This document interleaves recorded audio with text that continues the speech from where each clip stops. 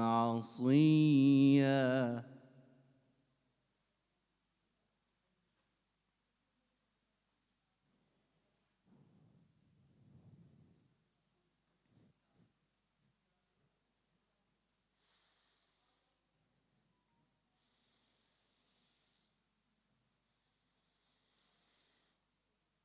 وبرا بوالديه ولم يكن جبارا عصيا وسلام عليه يوم ولد ويوم يموت ويوم يبعث حيا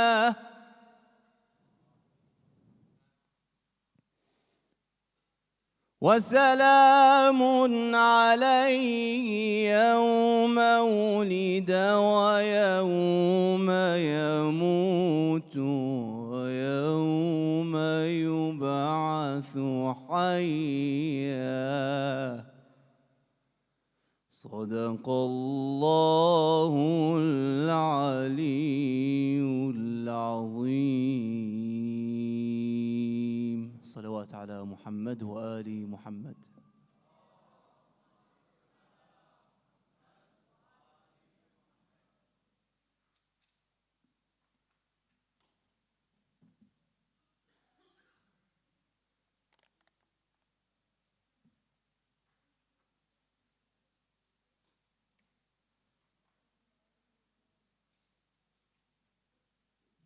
صلوا على محمد وآل محمد.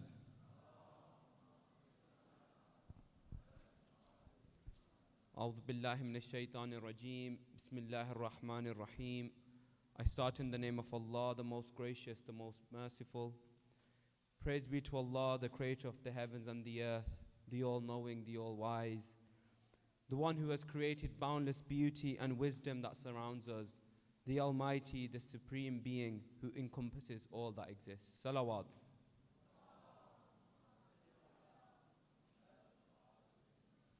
We at Mohebban al-Mahdi Youth Foundation welcome you to night 4 of our Muharram Majalis series with the esteemed Sheikh Abbas Panju.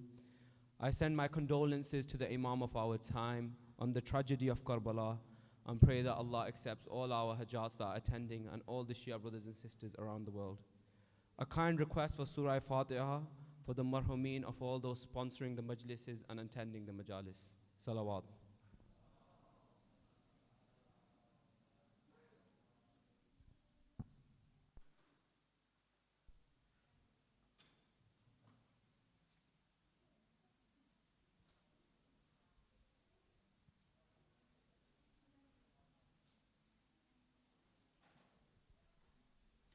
I start by thanking our brother Qari Mustafa Al-Ali for his amazing recitation of first Ziyat Ashura and then the Holy Quran.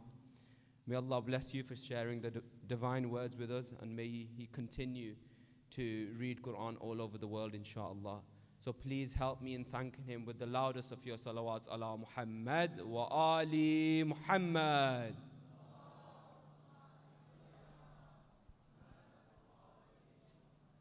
As the Maghrib namaz time comes back and back, we are going to be starting at 7 p.m. sharp as we did today.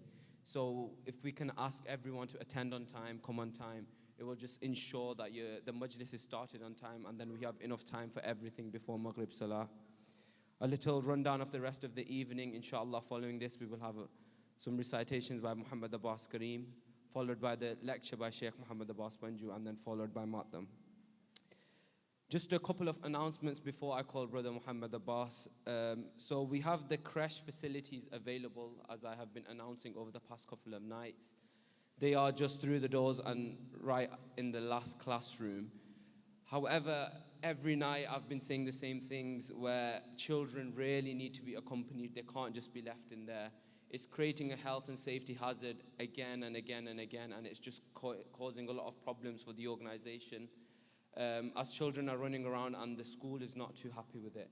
So please can we ensure that if your kids are in there, there is someone accompanying them, there is someone with them, just so that there's no trouble for anyone else.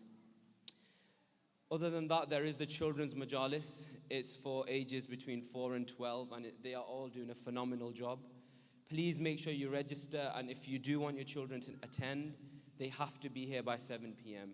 So before 7 p.m. Unfortunately, otherwise they will be not allowed in. And of course, it's hard to not let anyone in, but we have to follow these strict rules, because once a class starts, it causes a lot of disruption to then let students constantly come in. So please, if your children are attending the children's majalis, please come in.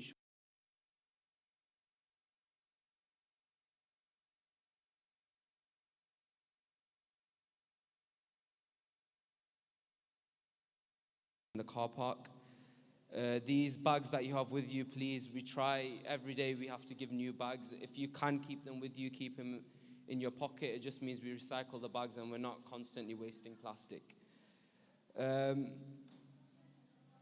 Other than that, I would now like to invite Brother Muhammad Abbas Kareem. So please welcome him with the loudest of your salawats ala Muhammad wa ali Muhammad.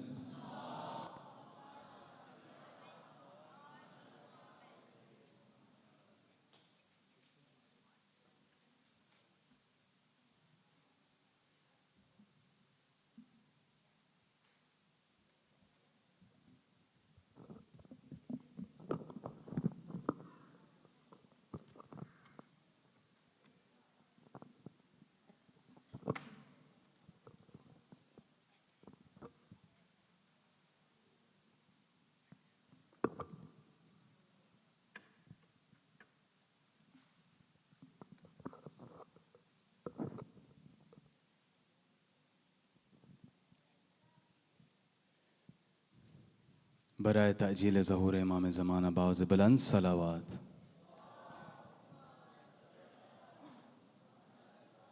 ایک اور بیدار صلوات پڑھ دیجئے محمد و آل محمد پر.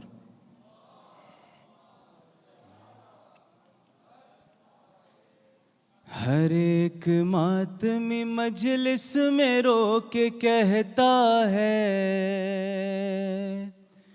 ہر ایک ماتمی مجلس میں رو کے کہتا ہے، غم حسین دلوں کو سکون دیتا ہے، غم حسین دلوں کو سکون دیتا ہے.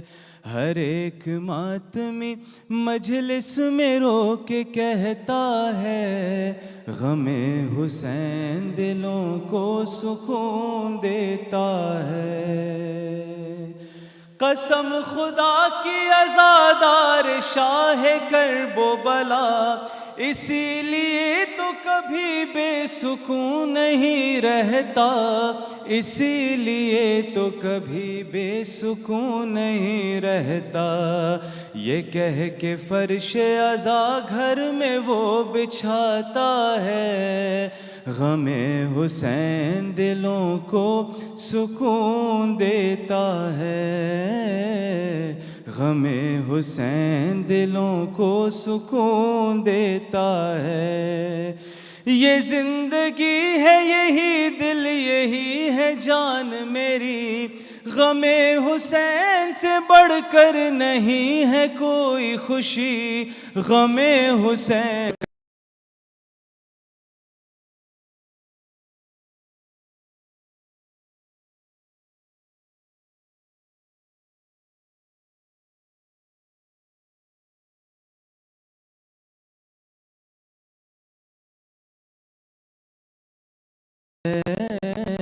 غم حسین دلوں کو سکون دیتا ہے. اگر یہ غم نہیں ہوتا تو ہم کدھر جاتے، جوان بیٹوں کے لاشوں پہ باپ مر جاتے، جوان بیٹوں کے لاشوں پہ باپ مر جاتے. ہر ایک غم میں ہمارا یہی سہارا ہے، غم حسین دلوں کو سکون دیتا ہے. تمہیں حسین بلائے جب اپنے روضے پر، وفاداروں دیکھنا جا کر، اے با وفا کے وفاداروں دیکھنا جا کر، حرم میں بیٹھ کے کتنا سکون ملتا ہے، غم حسین دلوں کو سکون دیتا ہے۔ بر محمد و آل محمد صلوات۔ And with the next kalam, inshallah, we pray that we're all granted the ziyarah of Karbala. I request all of you, especially the young children, to recite along with me, inshallah. And I pray all of us in this hall get to visit Karbala this Arba'in, inshallah. Ya Hussain, Maula Hussain, Ya Hussain, Maula Hussain. مل کے پڑھیں. Ya Hussain, Maula Hussain, Ya Hussain, Maula Hussain. Brothers, don't be shy. We're calling Imam Hussain. It's the 4th night. Let us raise our voices. Ya Hussain, Maula Hussain, Ya MashaAllah. مولا حسین میرے مولا یہ فریاد سن لو، میرے مولا یہ فریاد سن لو، کربلا اب ہمیں بھی بلا لو، زائروں میں میرا نام لکھ دو، کربلا اب ہمیں بھی بلا لو، یا حسین مولا حسین، یا حسین، ہاں یا حسین مولا حسین، یا حسین مولا، جو بھی آتا ہے در پہ تمہارے، ناز کرتے ہیں خود اس پہ تارے، میں بھی خادم ہوں مولا تمہارا، جی رہا ہوں تمہارے سہارے، میری امید کی لاج رکھ لو، کربلا اب ہمیں بھی بلا لو، یا حسین مولا حسین، یا حسین مولا حسین، بلند، یا حسین مولا، ماشاءاللہ، یا حسین، آپ کا در ہے جنت زمین پر، حسن دیکھا نہ ایسا کہیں پر، تم جو کہہ دو تو آ جاؤں اڑ کر، اور رہ جاؤں میں بس وہیں پر، اپنا زوار مجھ کو بنا دو، کربلا اب ہمیں بھی بلا لو، یا حسین مولا حسین، یا حسین مولا حسین، بہت سے بلند، یا حسین یا حسین میری سانسوں میں بھی کربلا ہے، میری باتوں میں بھی کربلا ہے، دل کی دھڑکن میں روضہ تمہارا، میری آنکھوں میں بھی کربلا ہے، اپنا دیدار اب تو کرا دو، کربلا اب ہمیں بھی بلا لو، یا حسین مولا حسین، یا हुसैन मौला हुसैन या हुसैन या हुसैन और मक्ता पेश कर रहा हूँ। लब्बे ज़ीशान के करबला है, हाथ उठाए करीमे अज़ा है, आपके दर पे हम साथ आए, ये तमन्ना है बस ये दुआ है, अपनी खिदमत का बस ये सिला दो, करबला अब हमें भी बुला लो, या हुसैन मौला हुसैन या हुसैन मौला हुसैन या हुसैन माशाअल्लाह या हुसैन हुसैन माशाअल्लाह या हुसैन या हुसैन मौला हुसैन मेरे मौला ये फरियाद सुन लो, करबला अब हमें भी बुला लो। बराए ताजील ज़हूर इमाम ज़माना बाज़ बुलंद सलावत।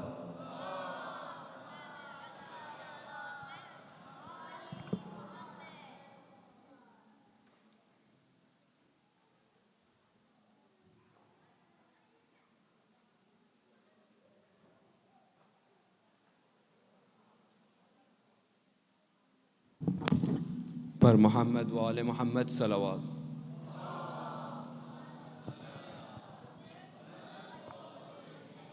Thank you to Brother Muhammad Abbas Kareem for the amazing recitation. As we thank him, can I please get you all to stand up, recite a loud salawat, and please move as far forward as possible. Sallu ala Muhammad wa ali Muhammad.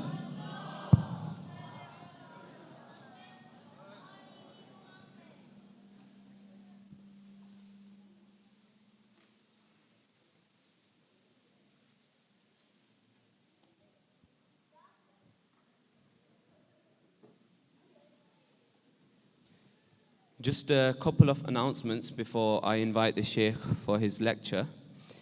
There are some books outside that are available to buy. The books are called The Life of the Sincere Companion Abu Thar al-Ghafari, The Life of the Third Martyr Ghazi Nurullah, Al-Muqibun, the first book ever discussing the bloodline of Amir al-Mu'mineen, first book to ever mention the name of the martyrs in Karbala from Bani Hashim, and only has one manuscript in the world in Japan, which has now come to an end. The fourth book is Bab Hadi Ashar, which is about the principal beliefs of the Shia school of thought, and it's a textbook which is still taught in the Hawza. And then finally, there's Tafsir of the Holy Quran, and the first of an intended 3 volumes. So these 5 books are translated, and they are available outside by Sheikh Abbas Raza. Any funds that are raised from these will just go further towards research and publications. So it's non-profit really, you could say. It's just going to go further into more work and more work. So if you would like to buy these books or find out more about them, they are available outside, and there are volunteers outside that will be able to help you. Just a couple of other announcements. Over the last couple of nights, as you can see, alhamdulillah, there are a lot of volunteers helping out. In order for you to have majalis like these, Muharram majalis, they take a lot of preparation. The volunteers all have green armbands on one of their arms. There have been a couple of occasions where some people have been quite rude or not spoken in the right manner towards these volunteers. They are the servants of Abu Abdullah. They are volunteering to make sure that your majalis run smoothly so that the word of Abu Abdullah can continue. So please, can we ensure that all volunteers are treated with respect, with love, and they are just treated in the right way, because we have had a couple of volunteers come to us and say that, someone shouted at them or someone didn't speak to them in the way that volunteers deserve to be spoken with. So please, can we make sure that we are just being nice and kind as they are just trying to help. In terms of car parking, please can we ensure that you only park in the designated areas. There's been a lot of cars that are parking on double yellows, they're parking on zigzag lines. And as you probably remember, if you were here last night, we had to stop the Sheikh's lecture just to get a car moved. We really don't want to interrupt the Sheikh's lecture in these ways. So please, can we ensure that you just park in the designated areas? There are people outside who will tell you where to park. If both the car parks here are full, there is just a car park literally like a minute's walk away if you can park there.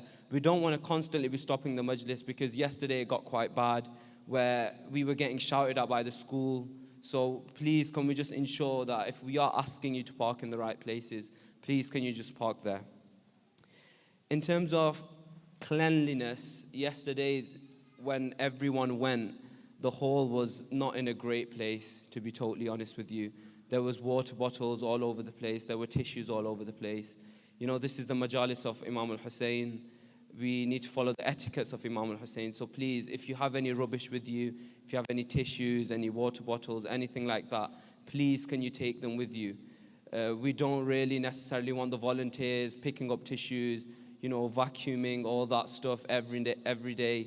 It's just if you can help us out as much as possible, that would be really helpful. And we also had an issue where someone walked into one of the classrooms, changed a nappy in the classroom, and then they've just left the nappy there. And of course, the school weren't very happy about this. So we got the backlash for it. We got shouted at for it. So please, if you do need to change a nappy, please just ensure you at least take the nappy with you, throw it in a bin, throw it in the bins outside. It's, when we got told that and when we got shown that, it didn't look very good on the majalis of Imam al-Hussein that people are coming and doing this. Sallu ala Muhammad wa ali Muhammad.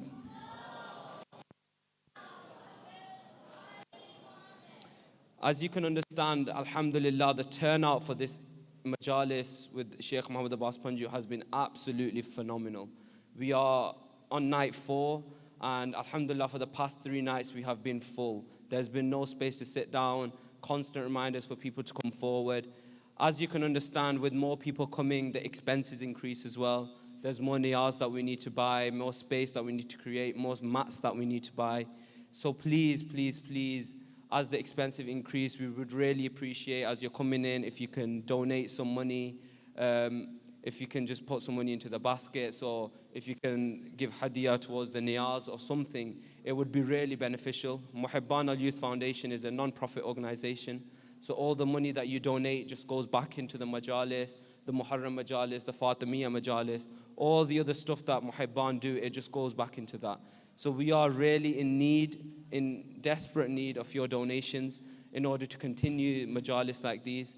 So please, could we ensure that once we are coming in, if we can donate as much as possible, that would be really helpful. Finally, there will be a Q&A. Following the majalis today, there will be namaz. Following the namaz, there will be a Q&A after with the Sheikh. So if you would stick around for the Q&A, inshallah, if you have any questions or anything you want answered, the Sheikh will be at your service to answer all the questions. I now invite Sheikh Muhammad Abbas Panju to the mimbar. Please, in respect, as you stand up, recite aloud salawat, and again move as far forward as possible. Sallu ala Muhammad wa ali Muhammad.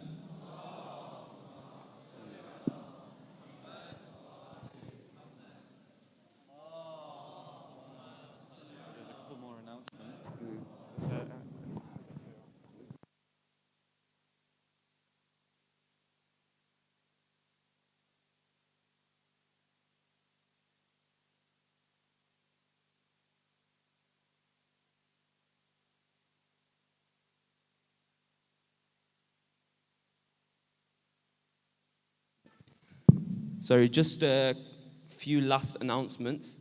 There is a flag that has come from the shrine of Imam al-Hussein through Imam Hussein TV, and the flag is outside. If you want to sign the flag, you can sign it, and this flag will then go back to the shrine of Abu Abdullah, and it will be put on the shrine of Abu Abdullah. There are also some water bottles and some khaq shifa outside. So if you want to take that, we are more than happy for you to take it. Narai Takbir, Narai Takbir, Narai Risalat, Narai Risalat, Narai Haidari, Narai Haidari, Bar Muhammad wa Ali Muhammad Salawat.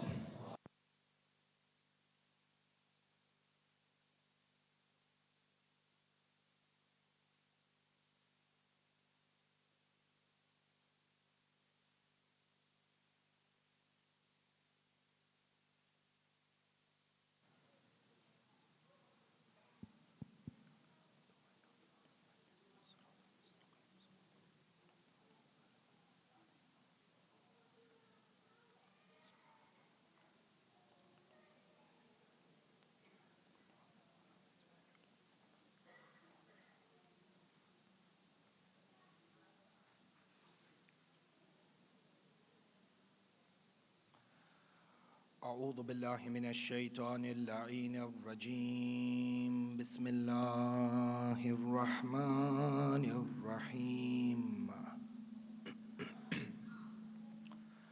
الحمد لله بارئ الخلائق الأجمعين باعث الأنبياء والمرسلين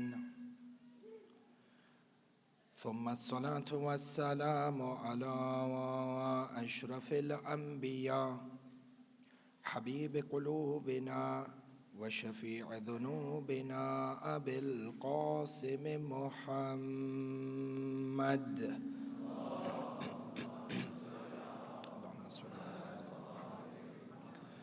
ثم الصلاة والسلام على أهل بيته الطيبين الطاهرين المعصومين المظلومين لا سيما ولي الله الحجة ابن الحسن صاحب الأمر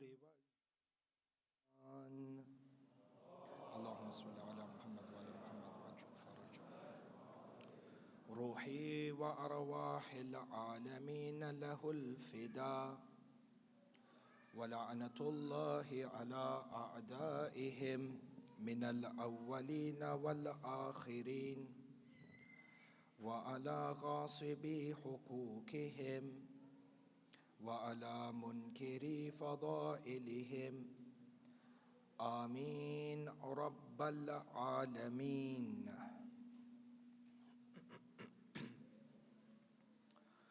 صلى الله عليك يا مولاي يا أبا عبد الله صلى الله عليك يا مولاي يا أبا عبد الله يا رحمة الله الواسعة ويا باب نجاة الأمة يا غريب الغرباء يا مظلوم كربلاء السلام على من جعل الله الشفاء في تربته السلام على من الإجابة تحت قبته السلام على ساكن كربلاء فيا ليتنا ثم يا ليتنا أنا معكم سادتي يا سادتي فنفوز فوزا عظيما.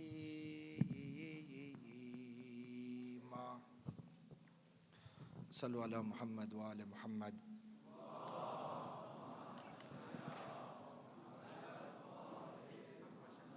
A second of your loudest salawat in honor of Mawlana Sahib al-Amri wa Zaman.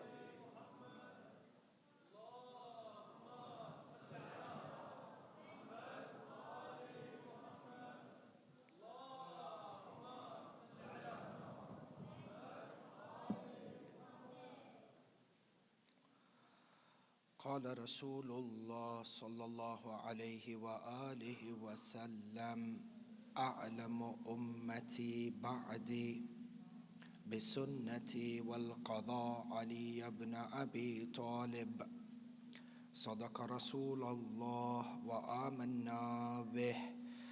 نوروا مجالسكم بذكر محمد وآل محمد.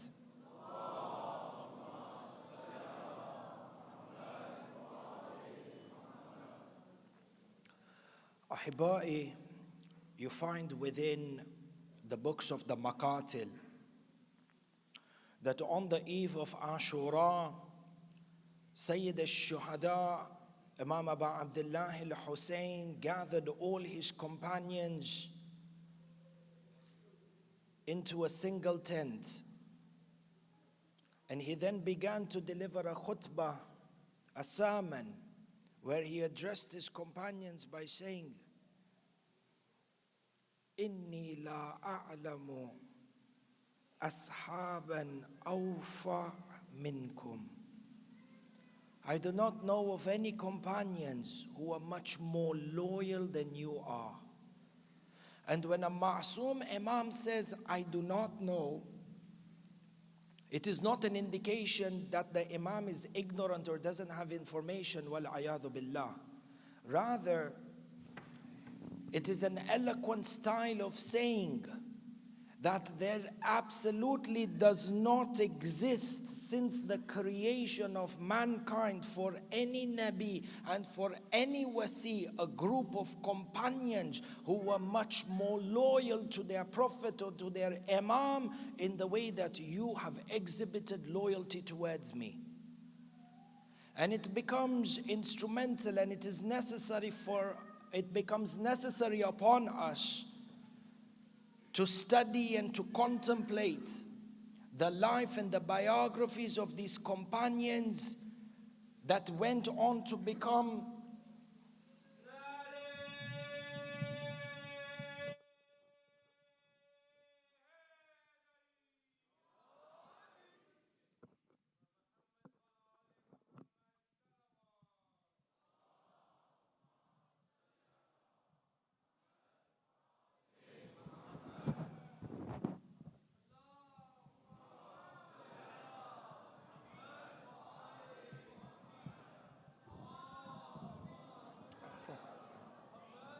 a bit higher? Just a bit, sorry. Perfect. Amazing. Shukran.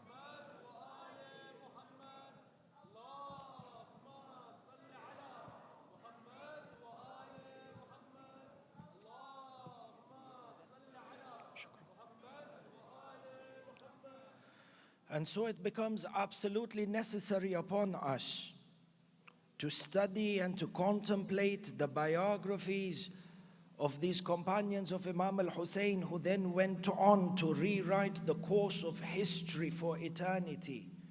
These men whom Imam al-Sadiq Ruhi Lahul Fida teaches us to address them by saying, Bi abi anta wa ummi. May my mother and my father be sacrificed for you. Tibtum wa tabat al-ardu allati fiha dufintum. The Ma'soom Imam says to us the reality of these companions who were sacrificed with Imam al-Hussein. The Ma'soom Imam says this land of Karbala, with the greatness that Karbala has, the Ma'soom Imam says that this land of Karbala, its greatness and its grandeur was increased because your bodies were buried on this pure, or buried within this pure earth. And based on this, Ahba'i, I would like to discuss with you a particular aspect from the biography of this grand companion of Imam al-Hussein by the name of Burayr ibn Khudayr. And you may remember years back in 2018 or so that we had delivered a similar lecture that was focused on the biography of Burayr. And I will recap in a minute or so, highlight some of the points that we had discussed in that majlis, and then move on to the point of focus for tonight's lecture. From amongst the characters and the distinctive personality of Burayr, who was a companion of Imam al-Hussein, is that being a resident of Mecca, when he heard that Imam al-Hussein has left Medina and is going towards Mecca, Burayr, as a resident of Kufa, left Kufa during or just before the arrival of Imam Muslim bin Aqil and caught up with Imam al-Hussein and met Imam al-Hussein in Mecca. Which means that Burayr was witness to a great part of the 120 odd days that Imam al-Hussein lived in Mecca, laying the foundation for the Meccan aspect of the revolution, as we will see inshallah in the next couple of nights. Burayr was a company and was by the side of Imam al-Hussein at that point. Prior to this, we also have that within the character of Burayr is that the books of Rijal describe Burayr as being Sayyidul Qurra, that Burayr was at the peak when it came to the recitation of the Quran, in that he recited the Holy Quran with the highest level in terms of the respect and the grandeur that is due to the Holy Quran as a book revealed by Allah subhanahu wa ta'ala.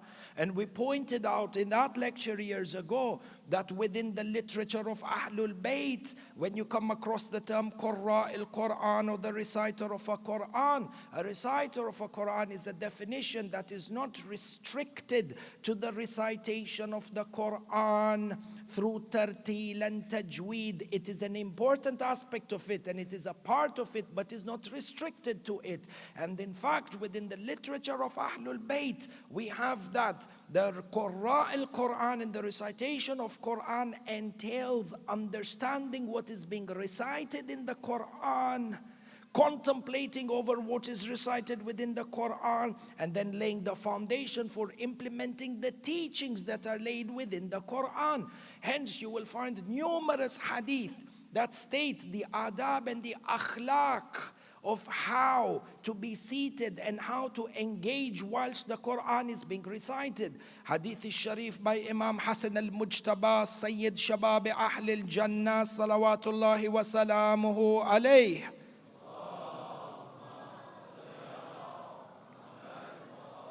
states that there is not narration on the authority of the Imam that states that there was not a single time that the Imam recited the Quran, except that if he ever came through a verse that talked about the verses of Jahannam and the intensity of the punishment on the day of judgment, Imam Hassan al-Mujtaba would weep and would contemplate and seek forgiveness from Allah subhanahu wa ta'ala. For you find that in addition to this, the tafsir of the Quran, as we had mentioned, is absolutely important. And I reinstate this point that was reinstated years ago, Shabab, we need to create a culture within our communities where we understand the tafsir of the Holy Quran through the hadith of Ahlul Bayt. For the verses or for the aspects of tafsir from the literature of Ahlul Bayt that has reached us. There is tons of literature in terms of understanding the Quran through the hadith of Ahlul Bayt. And great examples of these are the tafsir of Imam Hassan al-Askari.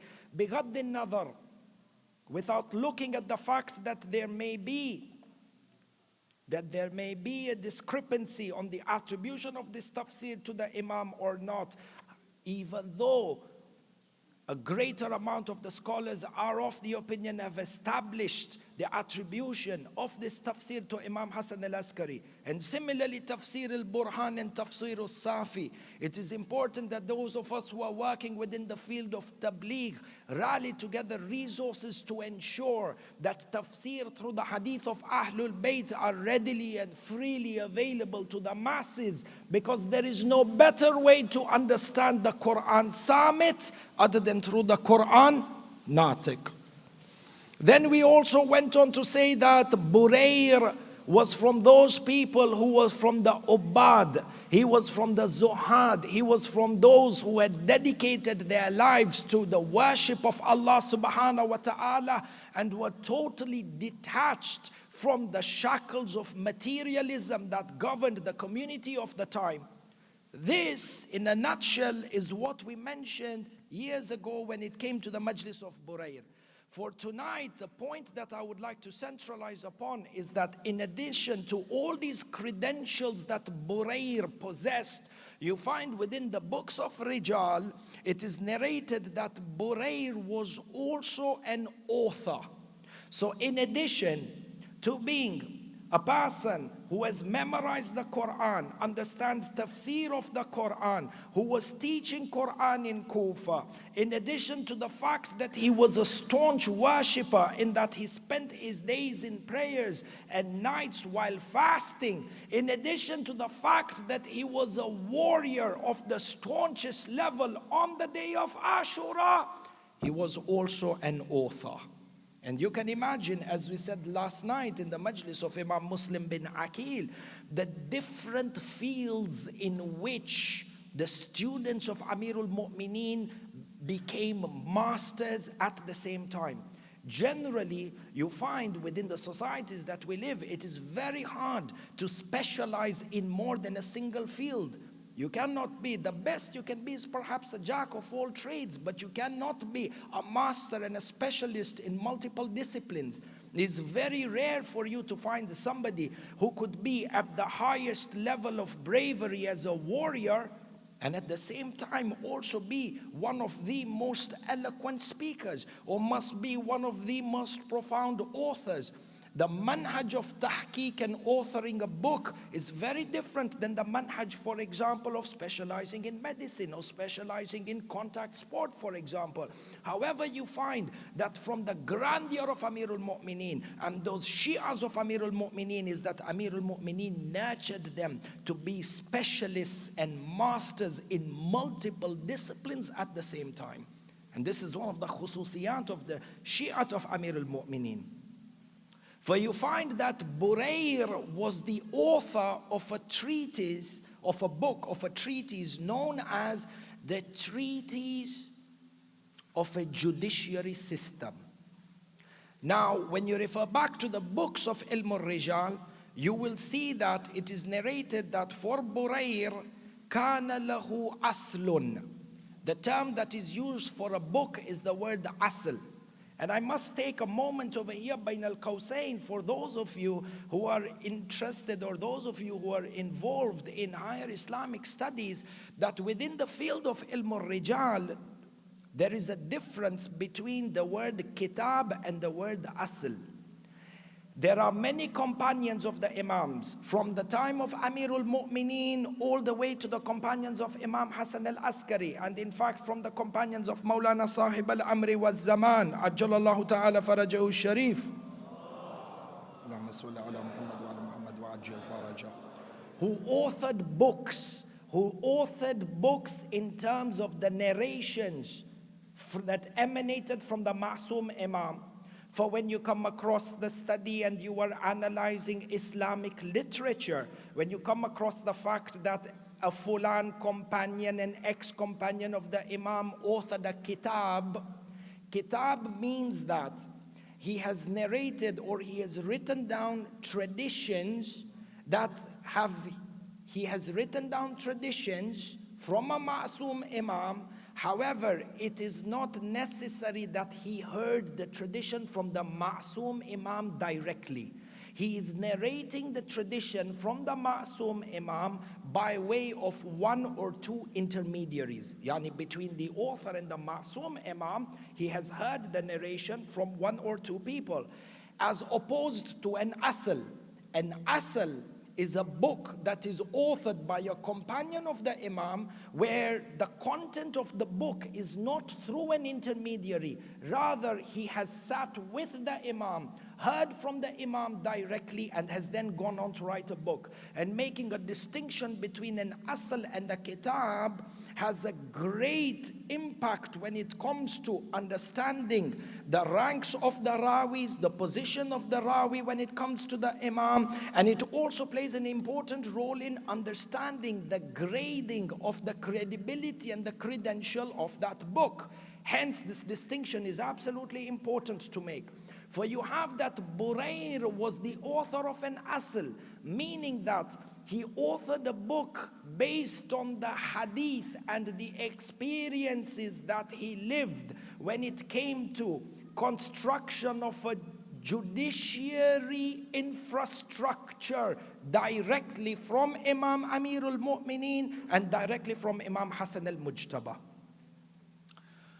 If we understand this, you find that the world of judiciary and the judiciary system is absolutely central and key for any successful government. Therefore, when you come and you find hadith that are narrated by numerous or by a number of the A'imma in regards to Imam al-Hujjah, they say Imam, who is the Imam al-Mahdi, you find within the descriptions الَّذِي يَمْلَأُ الْأَرْضَ عَدْلًا وَقِسْطًا كَمَا مُلِئَتْ ظُلْمًا وَجَوْرًا, that the Imam al-Mahdi is the one who will finally set up a government of peace and justice. Peace and justice, just like the way the earth has been filled with injustice and oppression.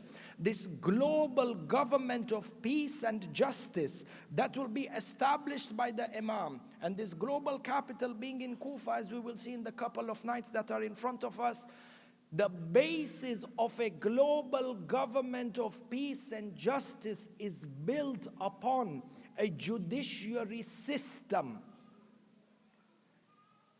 that has the ability and the capacity to dispense justice amongst all the citizens of the state without any sort of bias. Which is why, when it comes to the principles of Islamic governance, for us as Shia Ithna Ashari, we believe that a judiciary system that deals with criminal law, that deals with civil law, that deals with political disputes, that deals with the derivation of a legislation on how to maintain law and order, the basis of these jurisprudential teachings in regards to a judiciary emanates from a divine power that is Allah subhanahu wa ta'ala and conveyed to us by the Ma'soom Imam. And if you think about it, in any country with any man-made law, where does the judiciary, what is the history of a judiciary system? What is the history of how criminal cases are dealt with? What is the history or the basis upon which civil law is built and then dispensed? You will find that the fundamental difference between a government of a Ma'soom Imam and a man-made judiciary system is that one law emanates from an infallible divine source, while the other is formulated over years and years of trial and error and is still subject to error, inefficiency and corruption. And you will find that there were two governments in the history of mankind in which justice has been dispensed at an unparalleled level. The government of Rasulullah and the government of Maulana Amirul Mu'mineen Imam Ali ibn Abi Talib salawatullahi wa salamuhu alayh.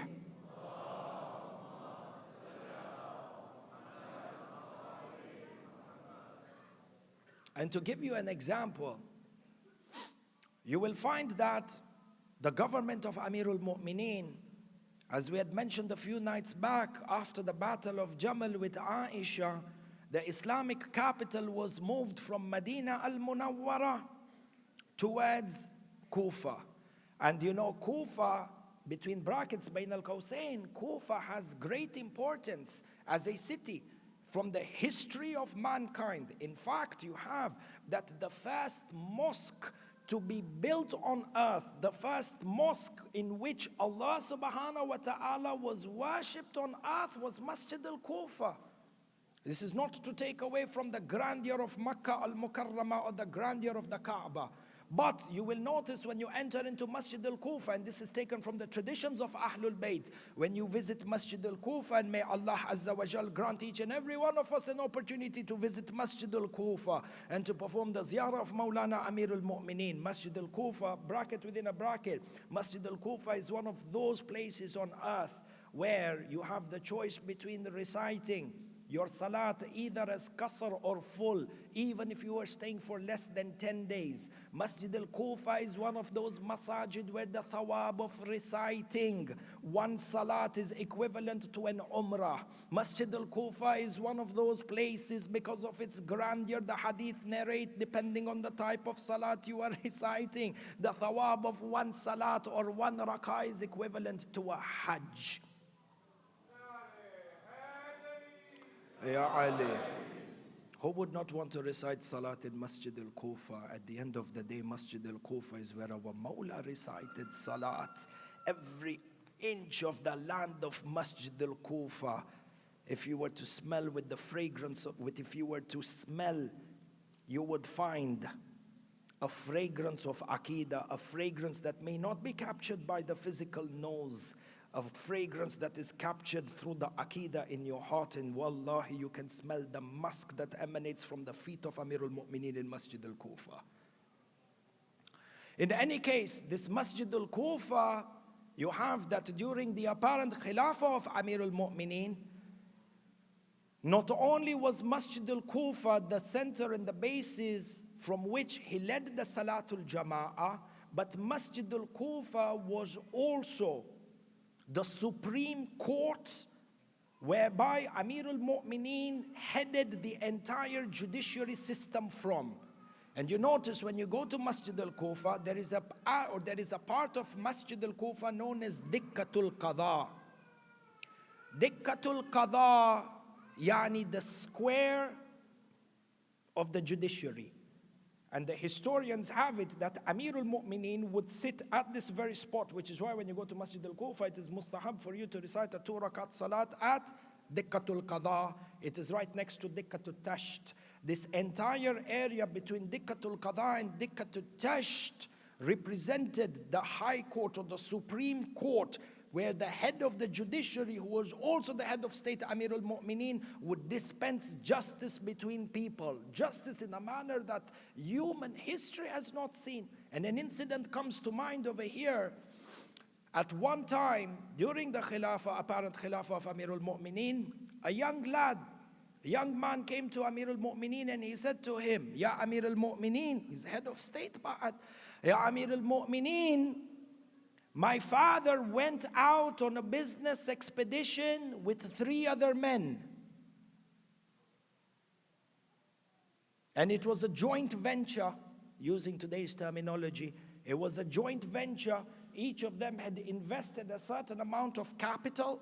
They were supposed to go out to the different cities. They were supposed to trade and come back with their profits.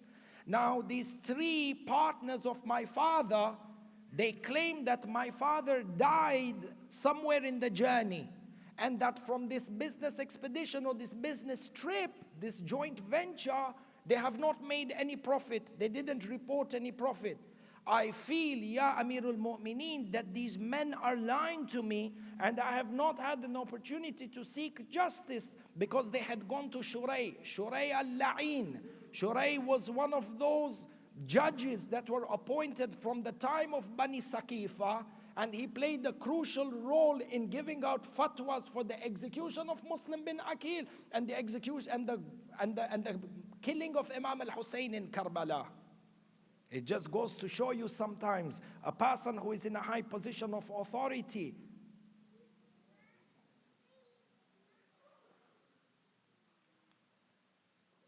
is not free from the reins of shaitan. In any case, he says, Shurayh was unable to put forward my case, didn't lend me a proper hearing within the court, and I have come to you, Ya Amir al-Mu'mineen, to seek justice. Amir al-Mu'mineen, this also goes to show you, every point of these historical narrations, ahibai, are lessons, and for students, Intum Shabab of Manchester, a place that is home to one of the greatest universities in Europe, if not in the world. Those of you who are specializing in political science, in principles of governance, it is absolutely imperative for you to take time and study the principles of Islamic governance under the government of Amirul Mu'mineen. The historians mention, look at this, a young man, a citizen of the state, was able to approach the head of state without any sort of barrier, without any sort of formality, without any sort of protocol. There was no barrier between the leader of the nation and the people of the nation. The leader of the nation lives amongst the people. The leader of the nation is accessible amongst the people. There is no entourage that is employed to be a barrier between the people and the head of state. Refer back to the hadith. The shab, this young man, went and with all freedom and with all confidence had the ability to go to the head of state and actually make a complaint against another judge and another magistrate without having any fear of repercussion. These are lessons to be taken on board, and this is a type of governance that we need to teach the world, that this is what the world lost out when they abandoned Eid al-Ghadir. And on the other hand, we need to make people motivated and to look forward that this is the government that the awaited Mahdi is going to come and establish. He comes to Amir al-Mu'mineen and he puts forward his complaint. Amir al-Mu'mineen says to him, and we shall dispense for you justice in a manner that has never been dispensed except through the Anbiya of the past. Amir al-Mu'mineen makes an announcement for all the citizens of Kufa who are present to make themselves available and witness this hearing and witness this case or this trial in court. Court being Dikkat al-Qadha in Masjid al-Kufa. The narration mentions the entire masjid was filled with people. Amir al-Mu'mineen then called one of his companions, and he had, Amir al-Mu'mineen, as the head of state, had a faculty from the faculty of the government, a governmental tool known as Shurtatul Khamis, who were in charge of maintaining law and order to a certain extent within the Islamic empire. They were not a military police. They were not like these Amra bil Ma'ruf Wahhabi police that existed. Abadan la. In any case, talking about Shurtatul Khamis if we get an opportunity in the future.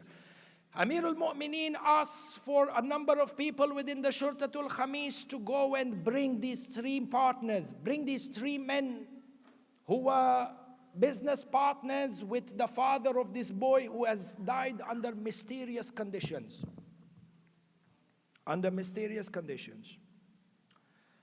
They bring these three men. They've been summoned to court. Amir al-Mu'mineen says, for each of these three men, cover their heads with a cloth. Put a cloth over their head. And each of these three men, send them to the three different istiwanas inside of Masjid al-Kufa. Istiwana is basically the maqams inside of Masjid al-Kufa. So you have the maqam of Nabi Ibrahim, you have the maqam of Imam Sajjad, you have the maqam of Nabi Adam. These are known as the istiwanas, maqams you can say. So Amir al-Mu'mineen said these three people, cover their heads with a cloth and isolate them. Make them go stand in different parts of the mosque at different maqams. Amir al-Mu'mineen then sat at the Dikkat al-Qadha. He then said to the people, when I tell you to recite a takbir and I say Allahu Akbar, I expect all of you who are present at this court, who are witnessing this trial, to repeat the takbir after me. Keep in mind, the narration doesn't mention this, but what is understood from the context is that the people, if not in their thousands, at the minimum were in their hundreds. You can imagine, even if on the assumption that there were 100 people reciting salawat in the loudest of their voices. Like inshallah salawat, I'm sure we are more than 100. If you can grace the majlis with a salawat ala Muhammad wa ala Muhammad.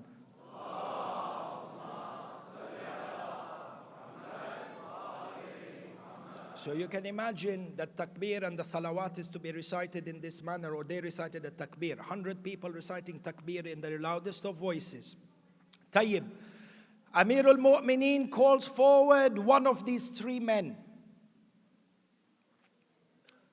for interrogation in front of the judge. Now notice that there is a claim that has been made that the three of them were traveling in a faraway land. This man has died, and they buried him, and they didn't make any profits.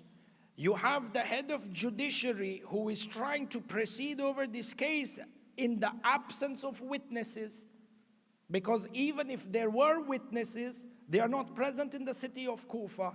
Notice how Amir al-Mu'mineen salawatullahi wa salamuhu alayhi presides over this case, and you begin to see the importance and the instrumentality of a ma'soom being at the helm of a governmental institution. Amir al-Mu'mineen brings the first man forward. He says, take off your cloth. He take off the cloth. Amir al-Mu'mineen asks him, these are people who have been summoned to court without any prior warning. So he asks him, number one, in which month, in which day did you people leave for your business venture together? The man replies, on Fulan day. Amir al-Mu'mineen asks him, in which month did you go? He says, in Fulan month. He says, in which year did you guys travel? He says, in XYZ year. He then goes on to say, did you guys make a profit or did you not make a profit? He says, we did not make a profit. He asks him, how much was the capital that each and every one of you put within this business venture? The man gives them the amounts. And then Amir al-Mu'mineen says to the people, I want you to recite a takbir after me. So the man, Amir al-Mu'mineen asks the man, in which city or in which country or in which town, where in your travel did this man first exhibit signs of sickness? The man said, in Fulan town. Amir al-Mu'mineen said, Allahu Akbar. Behind him in the mosque, hundreds if not thousands of people simultaneously in one voice recite, Allahu Akbar. The other two men who are standing on the different parts of the istiwana and their faces are covered with cloth are now beginning to tremble. They don't know what is happening. They cannot hear the questions and the answers between Amir al-Mu'mineen and their first companion. But all they do is they randomly hear over 1,000 people do takbir at the same time. So they begin to get worried. Amir al-Mu'mineen continues the questioning of this person. He says to him, how long was your colleague sick for? The man said, X number of days. Amir al-Mu'mineen said, Allahu Akbar. 1,000 people behind him repeat the takbir. Amir al-Mu'mineen asks him, on which day did he die? The person says, on X day. Amir al-Mu'mineen gives a takbir. 1,000 people behind him do what? Allahu Akbar, the takbir. Amir al-Mu'mineen asks him, when he died, in whose house did he die? He says, in Fulan man's house. Amir al-Mu'mineen does a takbir. What does the crowd do? Takbir. Amir al-Mu'mineen asks him, who gave him the ghusl? Who gave him the kafan? Who lowered him into the grave? This man keeps answering. And at the time that every answer is given, Amir al-Mu'mineen does a takbir, and behind him 1,000 people are doing takbir. The other two people who were sharik in this story begin to panic, and they began to assume that the first person has ratted them out. Amir al-Mu'mineen didn't do anything. Finished this person's interrogation. Commanded for the cloth to be put on his face, around his face. Take him to another side of the mosque. They all recited takbir together. He said, bring me the second person who was with this caravan of 3 business or 4 businessmen together. They bring the second person. He is now visibly trembling in front of Amir al-Mu'mineen. They order for the cloth to be removed from his face. He is shivering in front of Amir al-Mu'mineen. Amir al-Mu'mineen says to him, do you think we do not know what you people have been up to? Amir al-Mu'mineen performs the takbir. 1,000 people behind him recite takbir. The man caved in and all of a sudden began to confess, and he said, Ya Amir al-Mu'mineen, I promise you that man didn't die by himself, but we killed him, and I was the one who was actually opposing my 2 colleagues. Confession that was made in a case of the highest order. And it is over here that Amir al-Mu'mineen then called these 3 men. They were charged guilty for the murder of the father of this young man, and the capital and the profits that were earned were given back to them because they had plotted between them that they will kill this person and equally distribute the additional profits between them.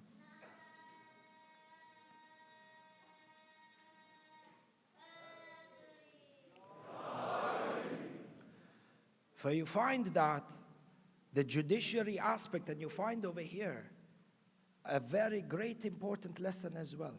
If you were to ponder over this entire case that Amir al-Mu'mineen presided over, you will find that Amir al-Mu'mineen employed nothing less than human psychology to ensure that 3 criminals who were partner in crime not only would confess to the crime, but would turn upon each other.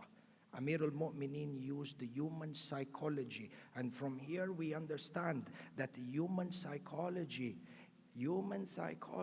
is a fundamental qualification that is to be possessed by anyone who takes the office within a judiciary system as a judge or a magistrate. And when I say human psychology, I don't mean human psychology that is taught through the philosophy of an atheistic culture. There is a field of Islamic human psychology, because nobody understands man better than Amir al-Mu'mineen and Rasulullah himself.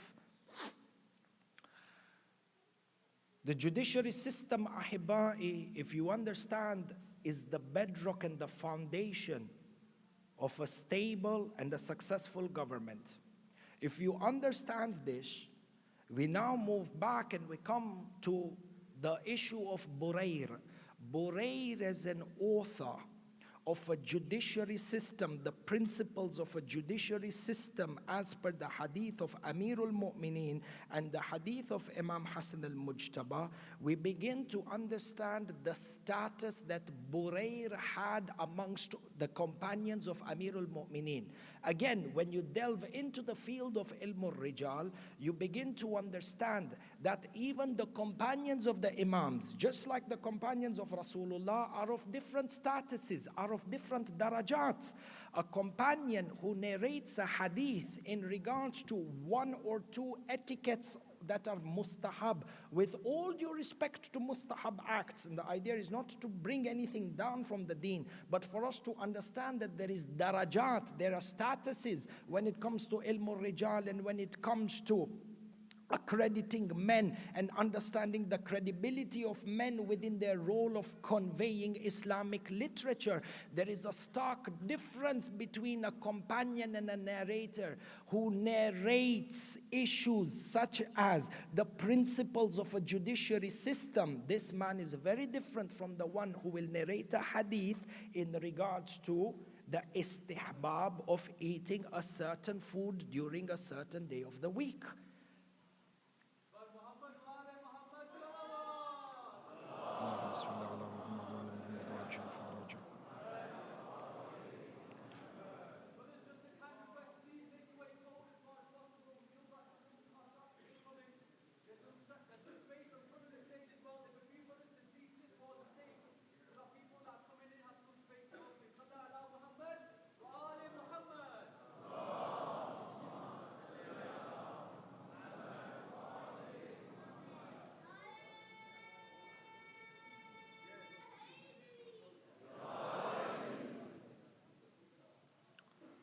Sallu ala Muhammad wa ala Muhammad.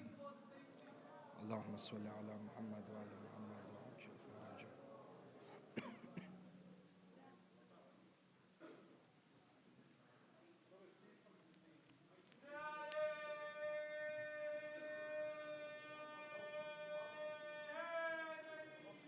Ya Ali.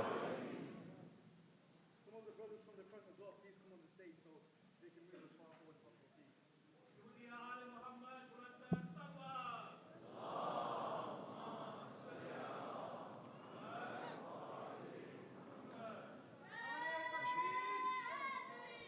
Ya Ali. Allahu Akbar.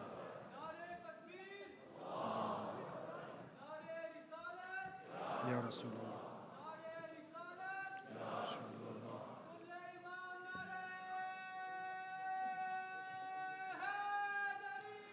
Ya Ali. Ya Ali.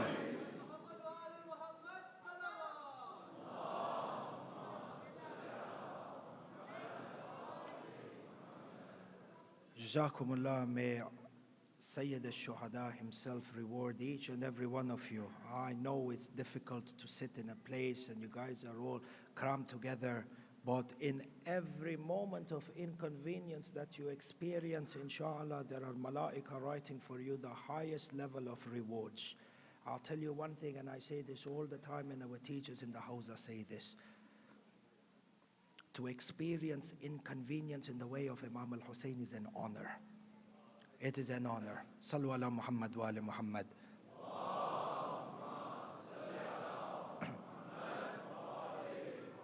So you understand that when it comes to the world of Ilm al-Rijal, that even companions who are called, or companions who are categorized as being credible companions, thiqa, the term that is used for credible, it has darajat and it has stations and it has different levels. The credibility of a companion that is narrating or that has authored an asal as opposed to a kitab, and you remember the difference between them, who has authored an asal in regards to an issue as complex as the principles of a judiciary system, his ranking in terms of his diligence, in his ability, in his iman, in his yaqeen, in terms of his proximity towards the imam, in his darajat, he is much higher. I should not say taqwa, because taqwa doesn't have to say do anything over here. Iman, in the sense that proximity towards the imam is far greater than the person who narrates a hadith in regards to the istihbab of eating a certain food during a certain day of the week. The weight and the impact of that narration within our lives are different, and the one who is trusted with something weightier has a higher level of darajat. Which is why in Ilm al-Rijal, ahibba, in between brackets, we begin to say that when you come across books of Ilm al-Rijal where a narrator or a rawi is categorized as being thiqa or not a thiqa, the issue is not as binary as 1 or 0. La, even within the field of thiqa categorization, of being credible, there are darajat. And you find that Burayr was of the highest level in this sense. This is one. The book of Burayr has not reached us. In this day and age, the book of Burayr has not reached us. And like tons of literature that showcased the heritage and the teachings of Ahlul Bayt that were destroyed over a period of time, the kitab or the asl of Burayr was also destroyed. However, what we are able to understand is the content of the book of Burayr that includes the principles of a judiciary system, includes and is the base of which a number of judiciary issues mentioned within the books of jurisprudence reflect in this day and age. So for example, you find that if you were to go to a preliminary text such as Shara'i al-Islam of Muhakkik al-Hilli, rahmatullah alayh, you find that within Kitabul Qadha, the book of judges, the magistrate, a section or a chapter of how a judiciary system looks like within an Islamic government, you find a number of sifat characters, qualities, and the qualifications that need to be possessed by a single person before he claims to be a judge or can be appointed as a judge or a magistrate within the context of a government. You find that from amongst the conditions that are over there, that the first condition of a qadi is that he has absolute knowledge of the Quran and the Ahlul Bayt, because the basis of your judiciary giving a verdict in criminal law or in civil law has to have roots that go back either to the Quran or roots to the Ahlul Bayt. And if it goes back to the Quran, it can only go back to the Quran if your understanding of the Quran is taken from the words of Ahlul Bayt. In fact, we have hadith in Wasa'il al-Shia where Imam as-Sadiq Ruhi lahul Fida and instructs the Shias that if you were to have a civil dispute amongst yourselves, do not go to the judges of the kuffar, do not go to the judiciary system of our enemies. Rather, choose from amongst your person man yata'allam or man allama shay'an min qadayana. A person, refer back to the person and take him to be as a judge who has learnt something from our teachings of a judiciary system. And hence we understand within the framework of political theory that within the school of Shia Ithna Ashari, a judge cannot qualify to be a judge until and unless he is an expert in the fields of Hadith and Quran as per the teachings of Ahlul Bayt.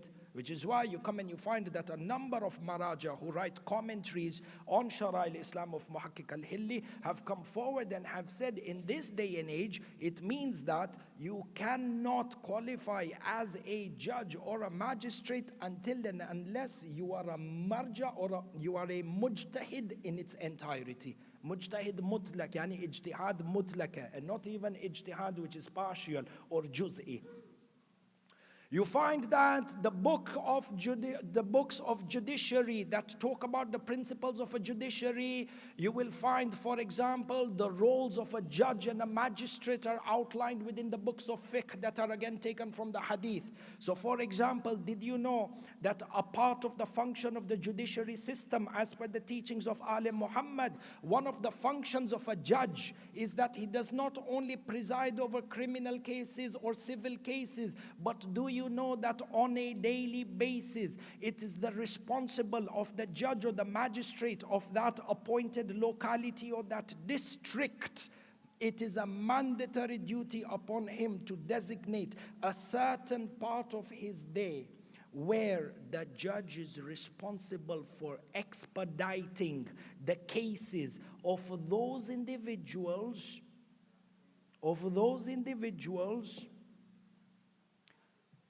who have been accused of a crime but are still waiting trial.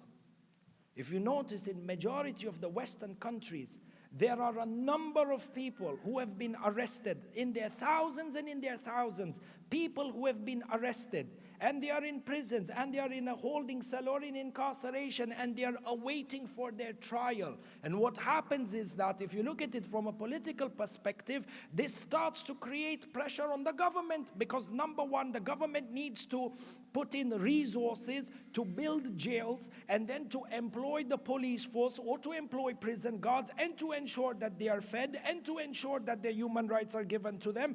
And this exhausts the taxpayers' money. And as you know, within an Islamic government, the only tax that is paid by a Muslim is khums and zakat. And then you have the jizya and you have the land tax that has its ahkam that are particular towards it. But Islam and the government of Amirul Mu'mineen, the teachings of Amirul Mu'mineen are so stringent that government resources that emanate from the hard work and the sweat of the people cannot be used in measures where there is lack of efficiency. And hence, it is a daily responsibility of the judge and the magistrate to actually find out how many people in his locality and in his district are within temporary prisons and are awaiting for trial. and whether the reason the trial being delayed is because the witnesses are not there or the witnesses were sick or so on and so forth, there is a daily update and follow-up by the judge and the magistrate. And if he fails in this responsibility, he is accountable to the head of the judiciary, either the judge on top of him or to the head of state directly.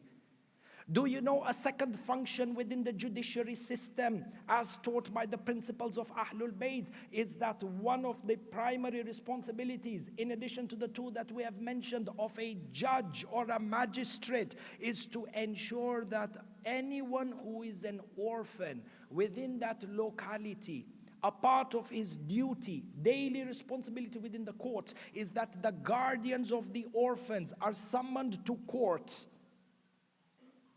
And there is an assessment done of how this guardian is administering the financial affairs of the orphan. Meaning that in this day and age, if we have children, for example, whose parents are victim of war, whether they died due to acts of terrorism, whether they died because their parents were serving or their fathers were serving in the army.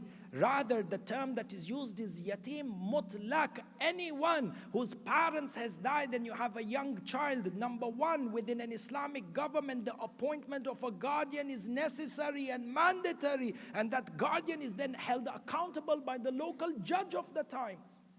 Look into our countries, look across the world today. Where do you have? You have children who have become orphaned because their fathers served and gave their lives to protect so-called values of freedom and so-called values of peace and security. They served and they gave their lives. Men who were celebrated within the army gave their lives. Their children and their wives are sleeping on the streets and the state don't give a damn about them. Sahih Allah. Government of Amirul Mu'mineen is absolutely different. The understanding of a judiciary system is absolutely different. And hence, I say to you again, Shabab, those of you who are studying political science and principles of governance, exert effort, time and interest in studying in the government of Amirul Mu'mineen, and let the world understand what Rasulullah was saying when he said, Man kuntum mawla fahada aliyun mawla. Sallu ala Muhammad wa ala Muhammad.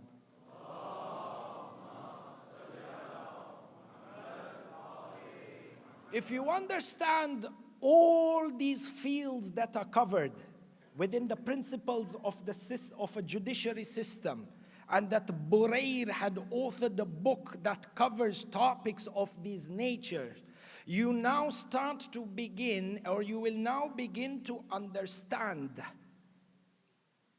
that this treatise on principles of a judiciary system was actually one of the most dangerous writings that a person could author, particularly during the time of Muawiyah. You got to understand the context and the surroundings and the environment in which Burayr authored these books. And when you see their life and their courage that they had before the day of Ashura, you begin to understand these qualities that made them suitable to be selected within the 72 people. Burayr authored this book, and this book was authored during a reign in which Muawiyah had usurped. Muawiyah had usurped the Khilafah from Ali Muhammad. The principles of a judiciary system as per the teachings of Ali Muhammad. And Ali Muhammad is not in power. Do you know what this means? It was a book or a treatise that was written as a political commentary that negates and that rejects and invalidates the legitimacy of the governments that were established under the rule of Saqifa and under the rule of Bani Umayyah. This is the impact of that book that Burayr authored. Because none of the people of Saqifa and none of the people of Bani Umayyah ran their governments as per the principles of a judiciary as by Amirul Mu'mineen. And to put this into context, today the United Kingdom has its own judiciary system. Sahih Lola, into a number of you gather, or a number of people, if they gather together and they write an alternate constitution and they start to draw up their own independent principles of a judiciary and then spread it amongst the citizens of the state that this is what the judiciary should be, how do you think the reaction of a government is going to be on this? You can imagine what Burayr was doing at that time, the difference being that Burayr was a person on haqq. This was a book that was authored at a time. Understand the value of the writing of Burayr. He lived at the time of Muawiyah, where if a person narrated a single fadila from the fada'il of Amirul Mu'mineen, the historians mentioned that they would be persecuted. Not only would they be persecuted, they would be crucified. Their eyes would be gouged out and their tongues would be pulled out of their mouths if they narrated a single fadila from the fada'il of Amirul Mu'mineen. And over here you have Burayr, who's authored an entire treatise that highlights and outlines the illegitimacy of the governments of the time. And it is the likes of these people who joined the ranks of Imam al-Hussein on the day of Ashura. Burayr, according to a number of muhakkikeen, historians who focus on the maqatil, the maqtals, have narrated that Burayr gained martyrdom after Hurr.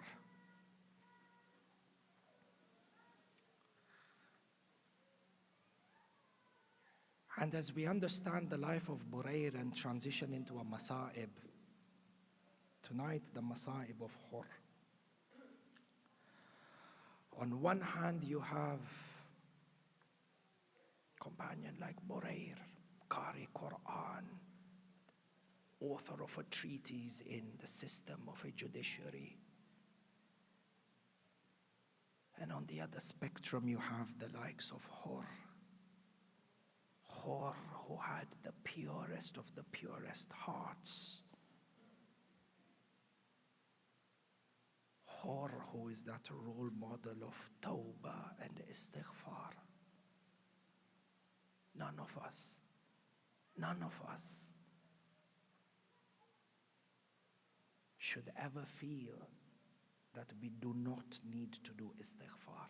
Person should never be arrogant. Seeking forgiveness requires humility and humbleness, accepting that I am wrong, accepting that I am sinned. And you know the greatest gift you can get on these nights of Ashura is that your conscience is given life to you.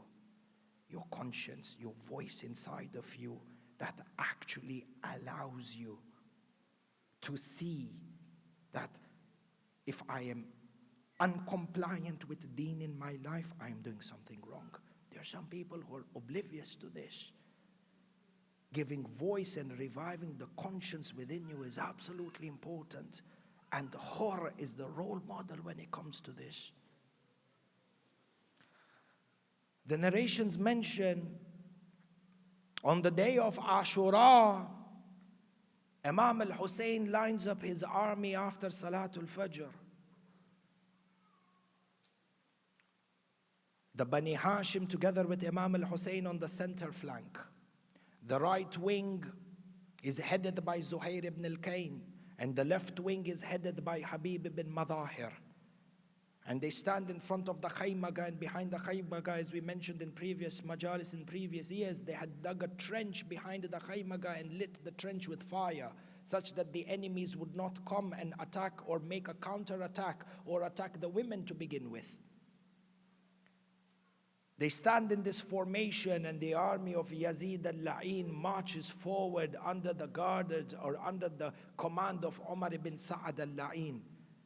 And the historians mention that before the beginning of the war, Imam al-Hussein delivered 2 khutbahs. Burayr himself delivered a khutbah. Zuhair ibn al-Kayn delivered a khutbah. There were a number of miracles, 2 miracles at least, that were performed by Imam al-Hussein on the day of Ashura before the war broke out, where 2 people from the enemies, from the ranks of Umar ibn Sa'ad, ended up into Jahannam wa bi'sa al-masir. And still these people's eyes did not open up. Still they were indifferent and oblivious to a miracle, a mu'jiza happening in front of you. But they had reached such a level of spiritual filth that this guidance and these miracles didn't even have an impact on their souls. At this point, Hurr looked at Umar ibn Sa'ad after all the khutbahs and the miracles that have happened. Hurr went up to Umar ibn Sa'ad and he says to him, "O Umar,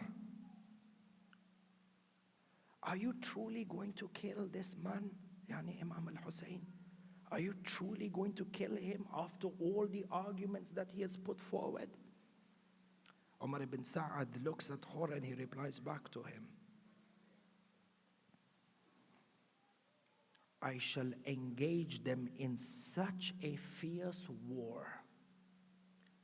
أقتلهم قتالا شديدا أيسرها أن تقطع الرؤوس والأيدي." I shall engage them in such a fierce war. The least thing that you will see on this day is severed hands and severed heads and severed limbs. Yani Umar ibn Sa'ad and the army, Al-La'in, had already decided even before the war began on the day of Ashura that we're not only going to kill Imam al-Hussein and his army, we're going to mutilate their corpses in a way that history has never seen. When Hurr saw this, he went back towards his cavalry and he started moving from the army of Umar ibn Sa'ad. Slowly by slowly started moving closer and closer to Imam al-Hussein. And Hurr called his son. Do you know Hurr on the day of Ashura had his son with him and also had his brother Mus'ab with him. They were all in the army of Yazid, in the army of Umar ibn Sa'ad al-La'in. So Hurr brought his son Burayr. And he kept moving closer and closer to the army of Imam al-Hussein. One of the companions or the comrades of Hurr says to him, "O Hurr, I see that your complexion has changed, and it is as if you have been overcome by fear. We have never known you to be a person who is scared of battle or a person who is scared of war. What's wrong with you today? Your color is pale. We are in the thousands and there are men that are less than 100. The tide is in our favor." Hurr looked at the man and uttered this eternal statement. He said, "أخير نفسي بين الجنة والنار والله لا أختار على الجنة شيئا ولو أحرقت وقتلت." Hurr replied back to him by saying, "I am deciding between Jannah and Jahannam, between paradise and hellfire. And I swear by Allah that I shall not choose anything over paradise, even if I am to be killed and even if I am to be burnt." With all humility, and I say this to myself before I say this to anyone, our teachers in the Hawza used to say, any time, look, our entire day, this is Bain al-Qawsain before the Messiah.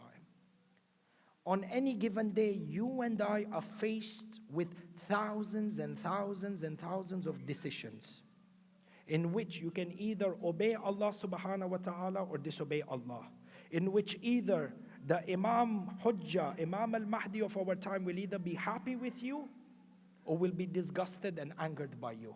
Whether it is how you portray yourself on social media, it's about what you search on the internet, how you talk to other people, how you talk to your parents, whatever it is, on a daily basis, we are faced with thousands of decisions where either we have the option to sin or not to sin. If you ever find yourself, whether it's peer pressure, whether it's drugs, whether it's anything, use this one principle in life. If you come across a junction, a decision where you have to choose between the right thing or no, remember the words of Hurr and repeat it to yourself.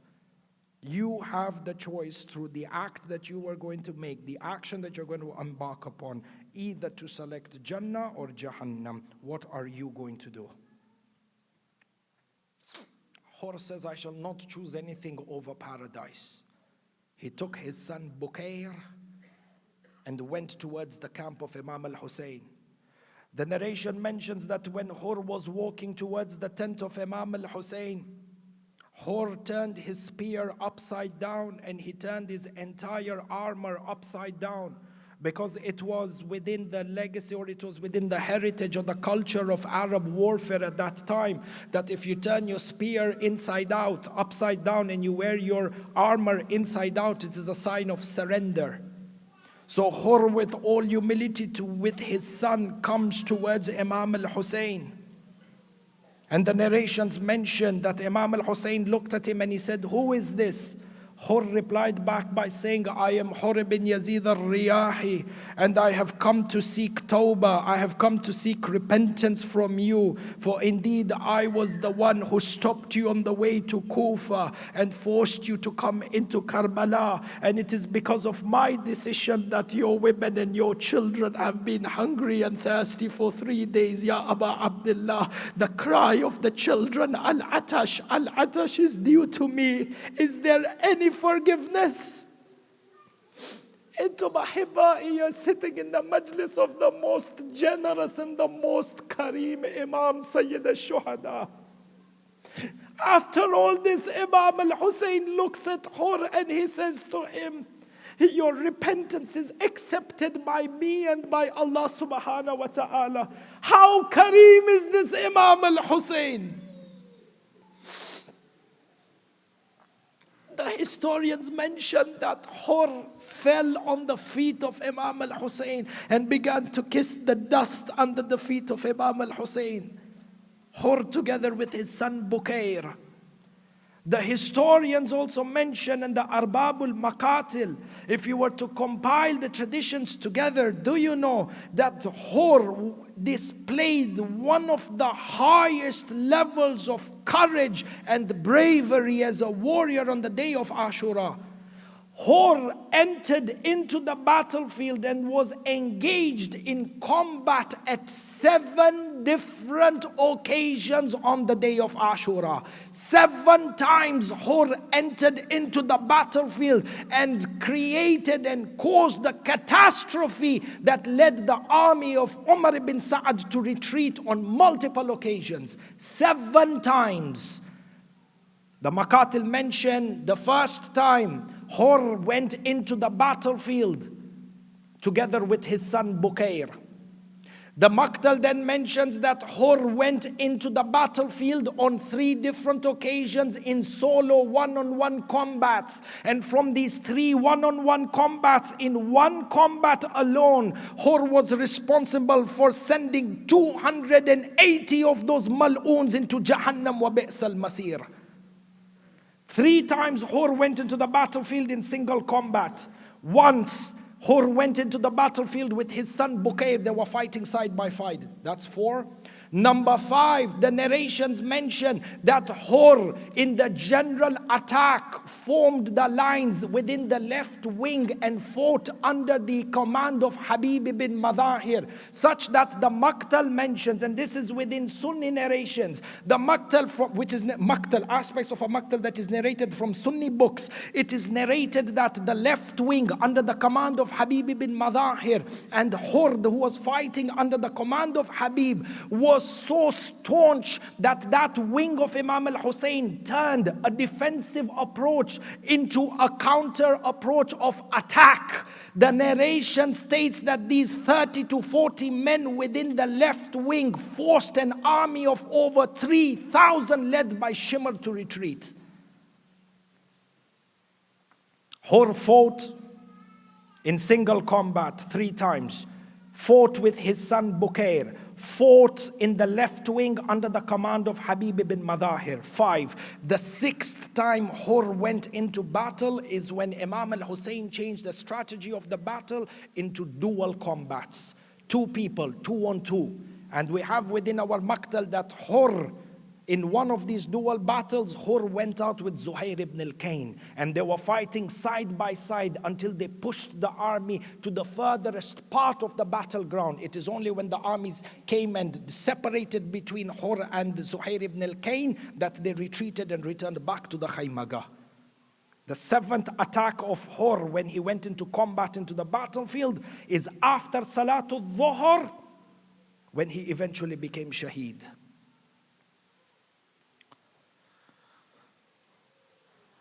The Maqtal mentions that in one of these combats, when Hurr was fighting with his son Burayr.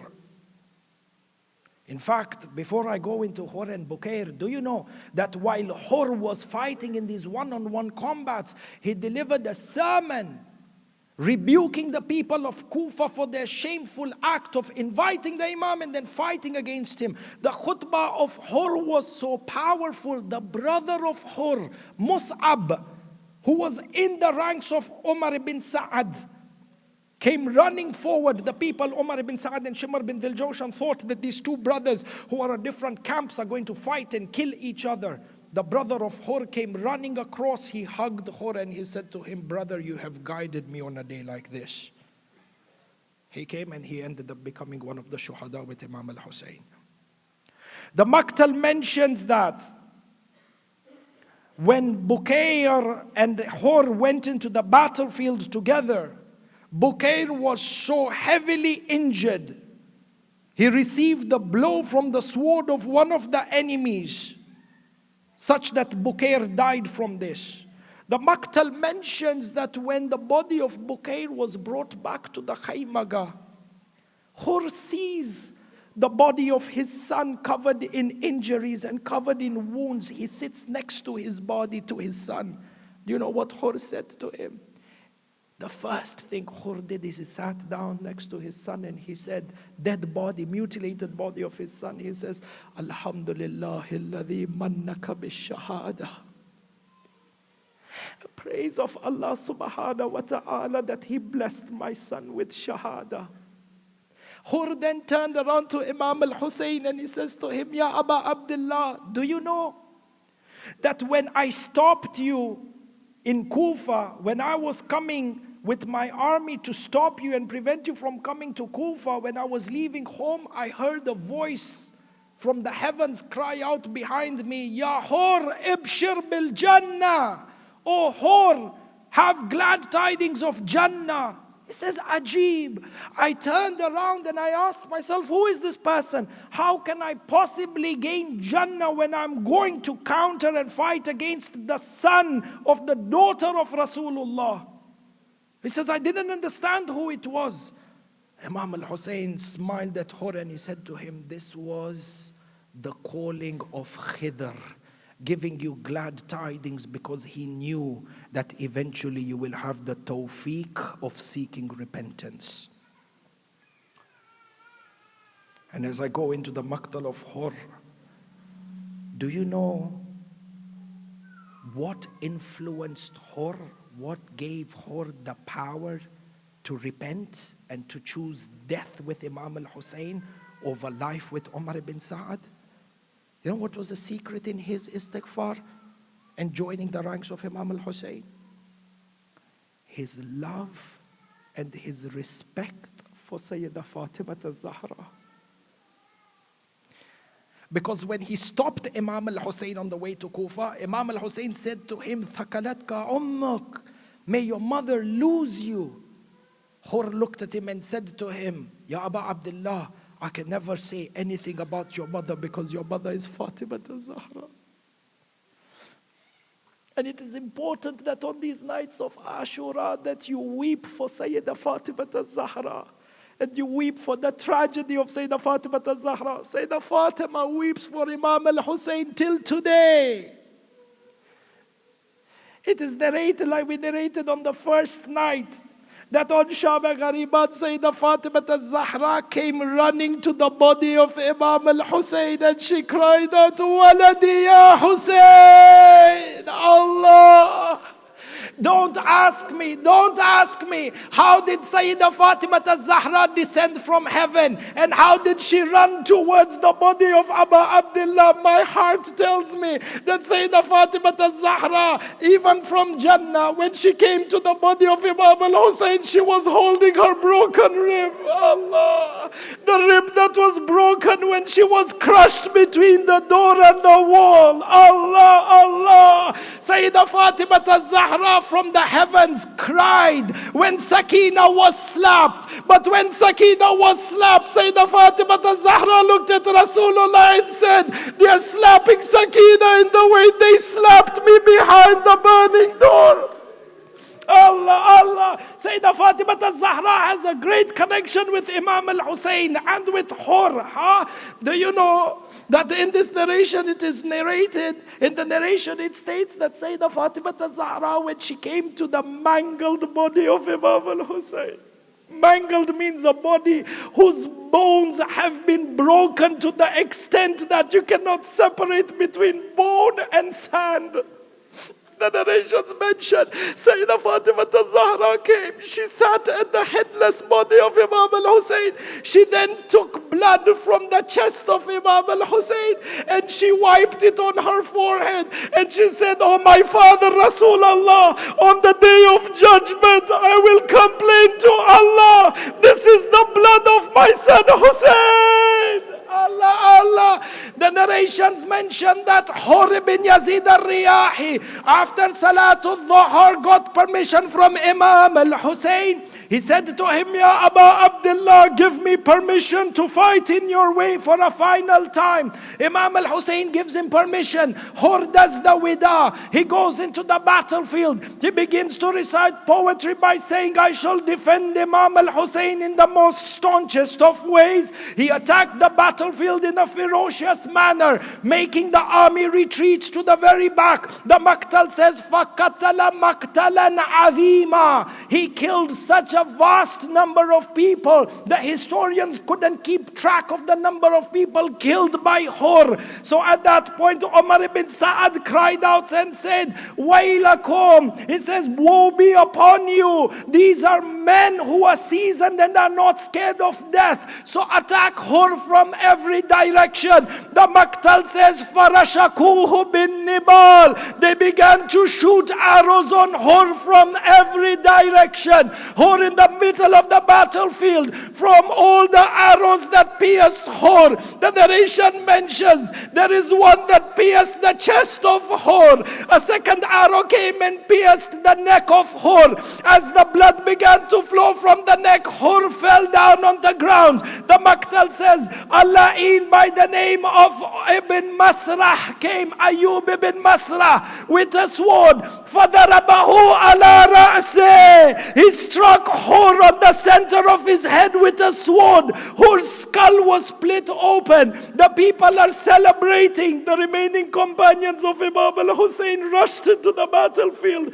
They brought the body of Hurr back into the Khaymaga. Hurr's body is covered with arrows. His neck is heavily bleeding. He's bleeding from his forehead. They lay him in the Khaymaga on the sands. Allah. The narration mentions Imam al-Hussein sat down next to Hurr. The riwayah mentions Imam al-Hussein cleaned the blood and the sand from the head of Hurr.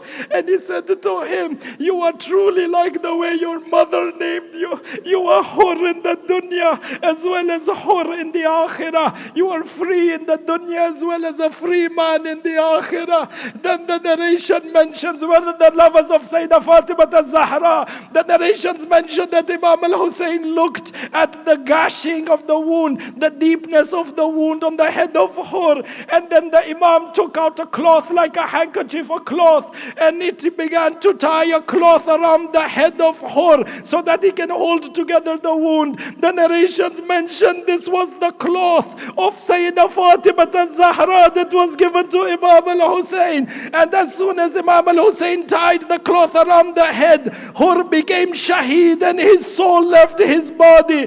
I say to you, Ya Hurr, how lucky and how blessed are you that when your head was injured, you had somebody like Imam al-Hussein lovingly tied the cloth of Sayyidah Fatima around your head. But Ya Hurr, come to Kufa. Do you know what they did with the head of Imam al-Hussein? The narrations mention, Ya Shi'at al-Muhammad, on the 12th of Muharram, when the head of Imam al-Hussein was brought into the palace of Kufa, Umar ibn Ubaidullah ibn Ziyad started poking and hitting the nose and the teeth of Imam al-Hussein with a rod. Allah, Allah. And then he said, take the head of Imam al-Hussein into the market and let the people look at the head. Ya Shia, Sadat were sitting, I forgive you. The narration mentions when they brought the severed head of Imam al-Hussein, Imam al-Hussein began reciting the Quran, and people were wondering, how can a severed head recite the Quran? They went to Ubaidullah ibn Ziyad. They said to him, the Quran, the head is reciting Quran. What should we do? Ubaidullah ibn Ziyad said, whip the head of Imam Hussein. Whip him until the Quran stops. The people narrate, they whipped the head of Abu Abdullah and blood.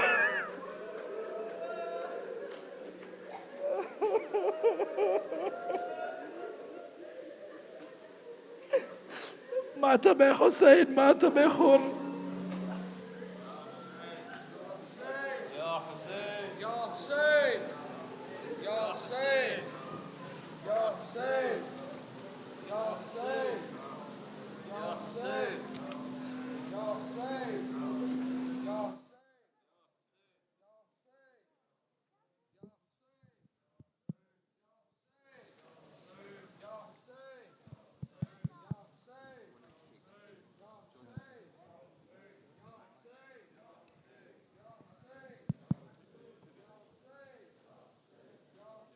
Ya Hussein, Ya Hussein, Ya Hussein, Ya Hussein, Ya Hussein, Ya Hussein, Ya Hussein. مل کے پڑھیں. Ya Hussein, Ya Hussein, Ya Hussein, Ya Hussein, Ya Hussein, Ya Hussein. Ya Hussein, Ya Hussein, Ya Hussein, Ya Hussein. Fatima Zahra, Fatima Zahra. مل کے. Fatima Zahra, Fatima Zahra, Fatima Zahra, Fatima. Fatima Zahra, Fatima Zahra. Ya Hussein, Ya Hussein, Ya Hussein. سینے میں لیے رنج و علم کرب و بلا کا، ارے بابا سے ہے ملنے کو چلی ابیہا، آنکھوں سے لہو بہتا ہے، پہلو ہے شکستہ، یا فاطمہ زہرا، یا فاطمہ زہرا، یا فاطمہ زہرا، یا فاطمہ زہرا، یا فاطمہ زہرا. ماشاءاللہ. یا فاطمہ زہرا، یا فاطمہ زہرا ہے، یا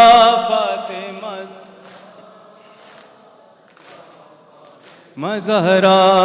امت نے بہت آپ کو تڑ پایا ہے بی بی، ہر حق کے لیے آپ کو ترسایا ہے بی بی. غاصب نے جو دربار میں بلوایا ہے بی بی، اس دکھ سے لرزنے لگا خود عرش خدا کا، یا فاطمہ زہرا ہے، یا فاطمہ زہرا، یا فاطمہ زہرا، یا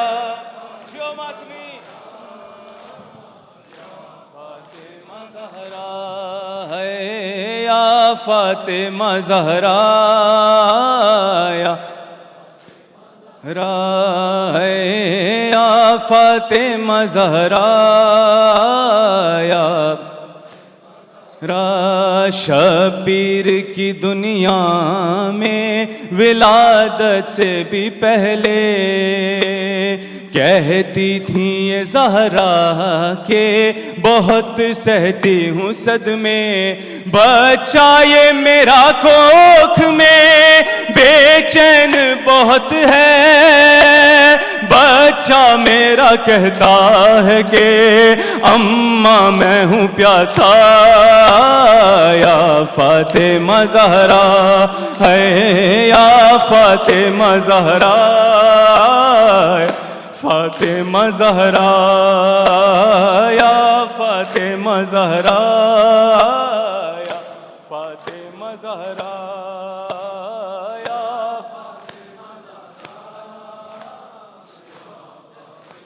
زہرا یا فاطمہ زہرا۔ ارے شبیر کی دنیا میں ولادت سے بھی پہلے کہتی تھی یہ زہرا کہ بہت سہتی ہوں صدمے، ارے بچہ یہ میرا کوکھ میں بے چین بہت ہے، بچہ میرا کہتا ہے کہ اماں میں ہوں پیاسا،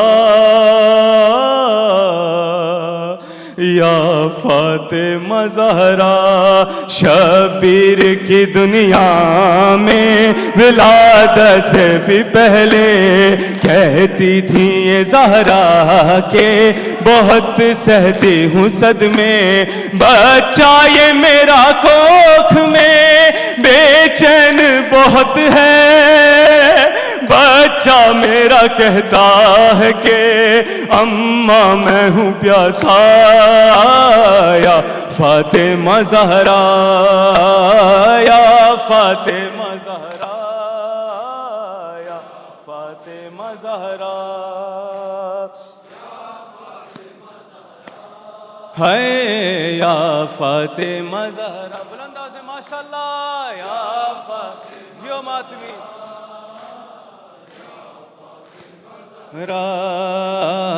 یا فاطمہ زہرا یا سینے میں ازل سے ہی میرے کرب و بلا ہے، جاتے ہوئے زہرا نے یہ دنیا سے کہا ہے، کیا شام میں ہونا ہے یہ سب مجھ کو پتا ہے، تپتے ہوئے صحرا میں ہے شبیر کا لاشا، یا فاطمہ زہرا یا فاطمہ زہرا یا فاطمہ زہرا یا فاطمہ زہرا یا فاطمہ زہرا یا مرحبا یا فاطمہ زہرا۔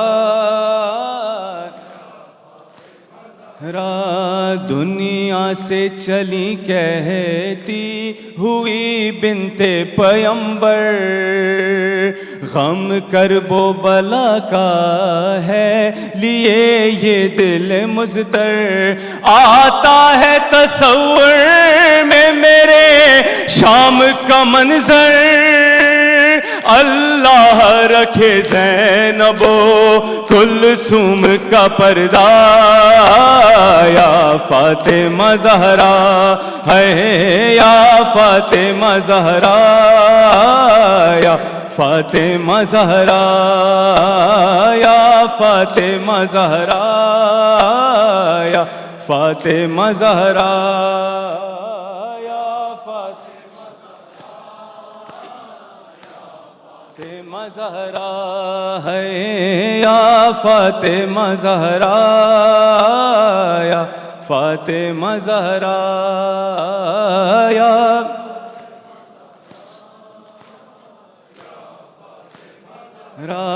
ماؤں سے عزاداروں کی زہرا نے کہا ہے، ماؤں سے عزاداروں کی زہرا نے کہا ہے، عاشور کے مقصد کا بھرم تم نے رکھا ہے، بچوں کو عزاداری پر قربان کیا ہے، محشر میں چکاؤں گی میں قرضہ یہ تمہارا، یا فاطمہ زہرا یا فاطمہ زہرا یا فاطمہ زہرا یا فاطمہ زہرا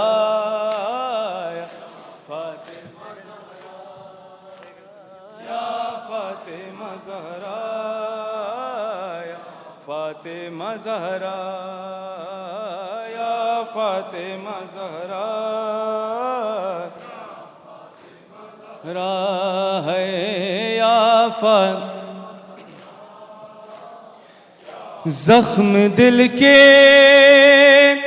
دکھاؤں میں کیسے، زخم دل کے دکھاؤں میں کیسے، ہے تیرا لاشا اٹھاؤں میں کیسے، اکبر میرا سحر والا اکبر، اکبر میرا سحر والا اکبر، اکبر میرا سحر والا اکبر، اکبر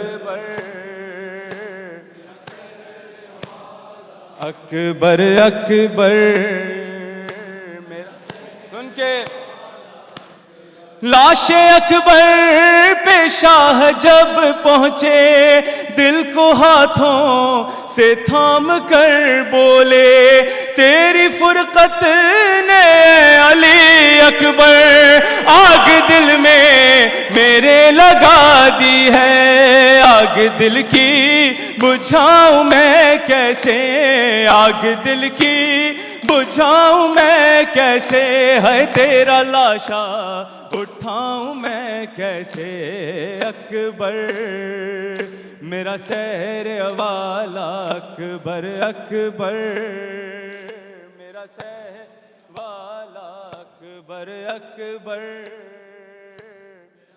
جیو ماتمی اکبر، اکبر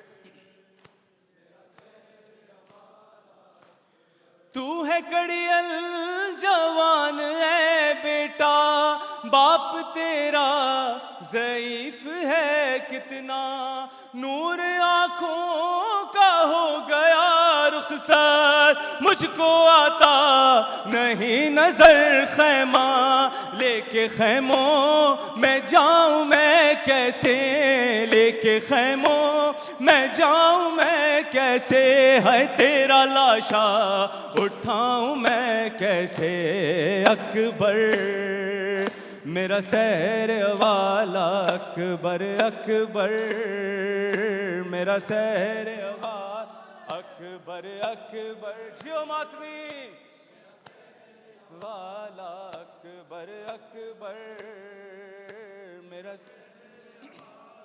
اکبر زخم دل کے دکھاؤں میں کیسے، مل کے زخم دکھاؤں میں کیسے، تیرا لاشا اٹھاؤں میں کیسے، اکبر اکبر اکبر اور جب کہا تو نے بابا درکنی، تب سے ایک پل نہ چین پایا ہوں، اور تیرے لاشے تلک علی اکبر چل کے گھٹنوں کے بل میں آیا ہوں، ارے بیٹا خود کو اٹھاؤں میں کیسے, بیٹا خود کو اٹھاؤں میں کیسے, تیرا لاشا اٹھاؤں میں کیسے. جب کہا تو نے بابا درکنی, تب سے ایک پل نہ چین پایا ہوں. تیرے لاشے تلک علی اکبر چل کے گھٹنوں کے بل میں آیا ہوں. بیٹا خود کو اٹھاؤں میں کیسے, بیٹا خود کو اٹھاؤں میں کیسے, ہے تیرا لاشا اٹھاؤں میں کیسے. اکبر میرا سحر والا اکبر, اکبر میرا سحر والا اکبر, اکبر ہے. زخم دل کے دکھاؤں میں کیسے, زخم دل کے ہے تیرا لاشا اٹھاؤں میں کیسے. اکبر میرا سحر والا اکبر, اکبر جس نے 18 سال پالا تھا, کیسے دیکھے گی وہ تیرا لاشا. تیری شادی کا تھا جسے ارماں, کیسے جھیلے گی وہ تیرا صدمہ. تیری ماں کو بتاؤں میں کیسے, تیری ماں کو بتاؤں میں کیسے, ہے تیرا لاشا اٹھاؤں میں کیسے. اکبر میرا سحر والا اکبر, اکبر میرا سحر والا اکبر, اکبر اکبر, اکبر میرا سحر والا اکبر, اکبر ہے میرا سحر والا. ایسی غربت پہ منہ نہیں موڑو, میں ہوں تنہا مجھے نہ یوں چھوڑو. کیا گزرتی ہے باپ کے دل پر, غم زدہ دل کو یوں نہیں توڑو. اپنی غربت بتاؤں میں کیسے, اپنی غربت بتاؤں میں کیسے, ہے تیرا لاشا اٹھاؤں میں کیسے. اکبر میرا سحر والا اکبر, اکبر میرا سحر اکبر, اکبر میرا سحر اکبر, اکبر اکبر, اکبر. واہ ویلا ہے واہ ویلا, واہ ویلا ہے واہ ویلا, واہ ویلا ہے واہ ویلا, واہ ویلا ہے واہ ویلا. سب مل کے کرو اب اہل عزا, واہ ویلا ہے واہ ویلا, مل کے واہ ویلا ہے واہ ویلا. اسلام نبی کا بچایا ہے, تکبیر کا دیپ جلایا ہے, تکبیر کا دیپ جلایا ہے. قرآن کا مان بڑھایا ہے, توحید پہ گھر کو لٹایا ہے. شبیر کا ماتم واہ ویلا, دلگیر کا ماتم واہ ویلا, یہ اہل عزا کا ہے نوحہ. واہ ویلا ہے واہ ویلا, واہ ویلا ہے واہ ویلا, واہ ویلا ہے واہ ویلا, واہ ویلا ہے واہ ویلا, واہ ویلا ہے ماشاءاللہ, واہ ویلا ہے واہ ویلا, واہ ویلا ہے واہ ہم شکل پیمبر مارا گیا 6 ماہ کا اصغر مارا گیا 6 ماہ کا اصغر مارا گیا عباس دلاور مارا گیا شبیر کا دل بر مارا گیا اکبر کا ماتم واویلا اصغر کا ماتم واویلا زینب کے لبوں پر تھی یہ صدا واویلا ہے واویلا واویلا ہے واویلا واویلا ہے واویلا واویلا ہے واویلا واویلا ہے واویلا واویلا سب مل کے کرو اب اہل عزا واویلا ہے واویلا واویلا ہے واویلا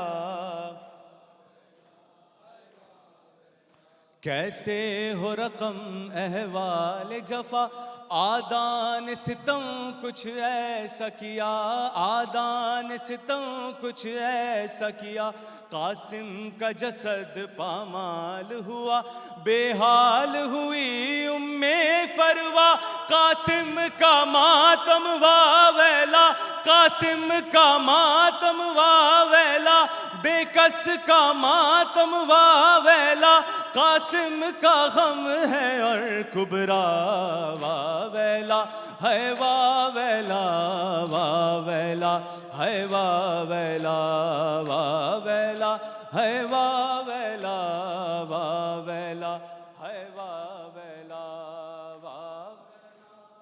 بلند آواز میں سب مل کے واویلا ہے واویلا واویلا ہے واویلا سب مل کے کرو اب اہل عزا واویلا ہے واویلا واویلا ہے ماشاءاللہ کیا غربت تھی تنہائی تھی جب شام غریب آئی تھی جب شام غریب آئی تھی ایک ظلم کی بدلی چھائی تھی پیغام اسیری لائی تھی غربت کا ماتم واویلا اطرت کا ماتم واویلا غربت کا ماتم واویلا اطرت کا ماتم واویلا سب اہل حرم کی چھین ردا واویلا ہے واویلا واویلا ہے واویلا واویلا ہے واویلا ہے واویلا سب مل کے کرو اب اہل عزا ہے واویلا مل کے واویلا الوداع مصرع پیش کر رہا ہوں ماتمی کی نظر کر رہا ہوں مصرع ویلا پابند سلاسل اہل حرم خاموش اٹھائے بار ستم خاموش اٹھائے بار ستم ہے محو سفر لرزیدہ قدم سینوں میں لیے شبیر کا غم مظلوم کا ماتم واویلا معصوم کا ماتم واویلا اکبر کا ماتم واویلا اصغر کا ماتم واویلا قاسم کا ماتم واویلا شبیر کا ماتم واویلا دلگیر کا ماتم واویلا یہ اہل عزا کا ہے نوحہ واویلا ہے واویلا واویلا ہے واویلا واویلا ہے واویلا واویلا ہے واویلا وہ عبد بیمار تھا وہ عبد بیمار تھا چلنے سے جو لاچار تھا چلنے سے جو اور شام کا بازار تھا اور شام کا بازار بازار تھا اور مصطفیٰ کی بیٹیاں مولا حق امام یا حسن یا حسین مولا حق امام یا حسن یا حسین مولا حق امام یا حسن یا حسین